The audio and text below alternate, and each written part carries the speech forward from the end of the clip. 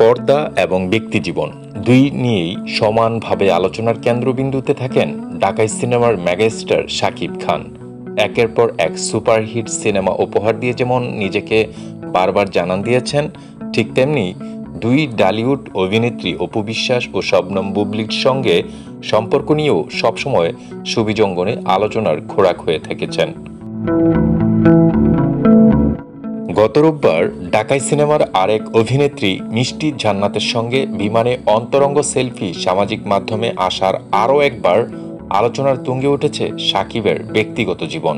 কেননা এর আগে অপু বুবলির সঙ্গে বিচ্ছেদের পর তার তৃতীয় বিয়ের গুঞ্জন উঠেছিল।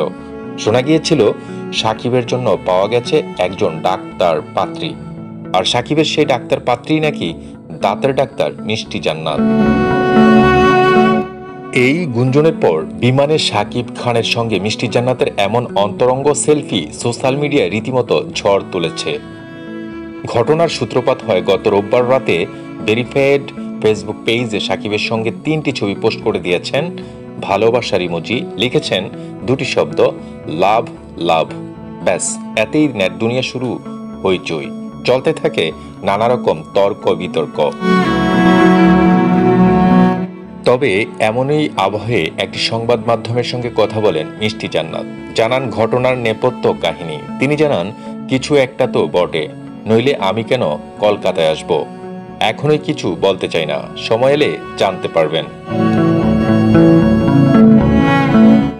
জানা গেছে চিকিৎসার উদ্দেশ্যে মুম্বাই গিয়েছিলেন ডালিউড অভিনেত্রী মিষ্টি জান্নাত। সেখান থেকে তিনি কলকাতায় যান শাকিব খানের সঙ্গে দেখা করতে। তবে শাকিবের সঙ্গে সেলফি সহ খবর দেখে কিছুটা বিরক্ত হয়েছেন এই অভিনেত্রী। ওই সংবাদ মাধ্যমকে তিনি জানান, দেখলাম কেউ কেউ নিউজ করেছে আমি নাকি দূর থেকে শাকিব খানকে দেখে দৌড়ে গিয়েছি, অনুরোধ করে ছবি তুলেছি, সেই ছবি ফেসবুকে পোস্ট করে আলোচনায় থাকতে চাইছি।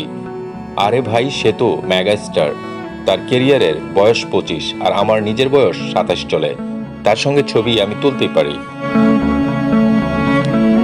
মিষ্টি জান্নাত বলেন, আমাদের রিলেশন কিন্তু আগেও ভালো ছিল, মাঝখানে একটা জিনিস ভাইরাল হলো, তাদের সম্পর্ক খারাপ হয়ে যায়নি। আপনারা চাইলে শাকিব খানকে জিজ্ঞেস করতে পারেন।